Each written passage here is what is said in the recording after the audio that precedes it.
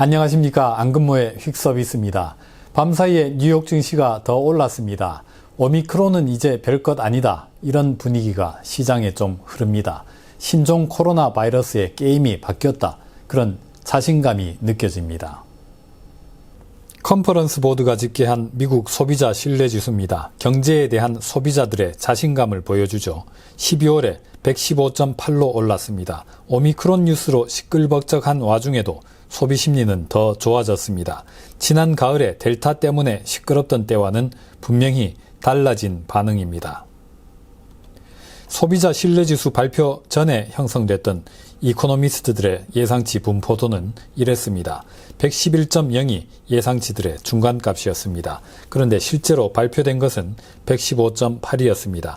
예상치를 상당히 웃도는 서프라이즈였습니다.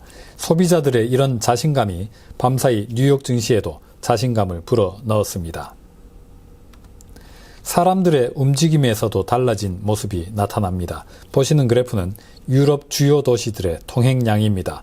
2019년에 비해서 얼마나 늘었는지를 보여줍니다. 지난주 통행량이 11주 만에 가장 큰 폭의 증가세를 나타냈습니다.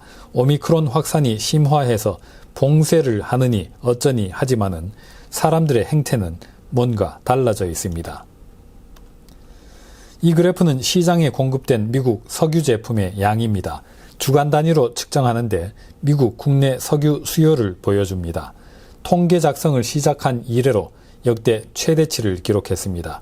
작년에 이렇게 푹 꺼졌던 것과는 달리 이제 사람들이 많이 돌아다닌다는 얘기입니다.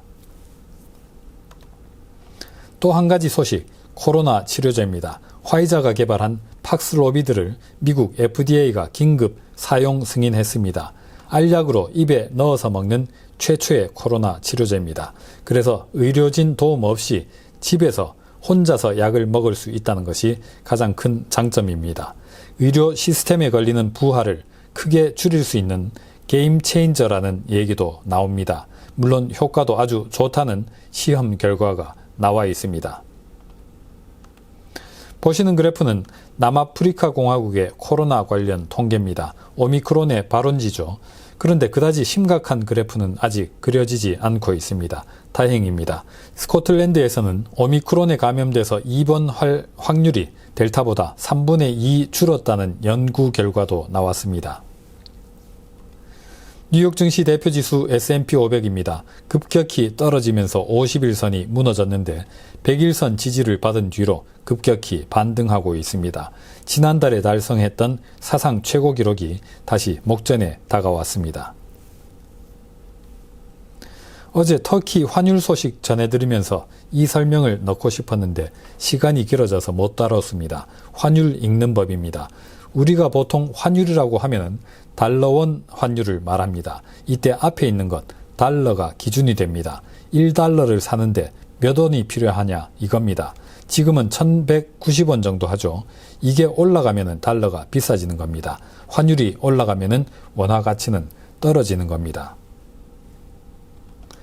달러원 뿐만 아니라 달러엔, 달러 위안 환율도 있죠. 이렇게 대부분의 환율은 달러를 앞에 놓고 기준으로 삼습니다. 환율은 항상 앞에 놓인 게 기준입니다. 따라서 원달러, N달러 이런 건 잘못된 표현입니다.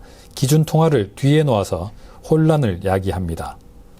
그런데 드물게 달러가 실제로 뒤로 밀리는 경우도 있습니다. 다른 통화가 기준이 되는 것이죠. 대표적인 게 유로달러입니다. 1유로에 몇 달러 이렇게 되는 것이죠. 영국 파운드, 호주와 뉴질랜드의 달러도 미국 달러보다 앞에 놓여서 기준 통화로 표기됩니다. 코로나가 정말 새해에는 새로운 국면에 돌입한다면 자산시장은 제각각 어떤 모습을 띠게 될지 연말에 상상력을 한번 잘 발휘해 보는 것도 좋겠습니다. 오늘은 여기서 마치겠습니다. 감사합니다.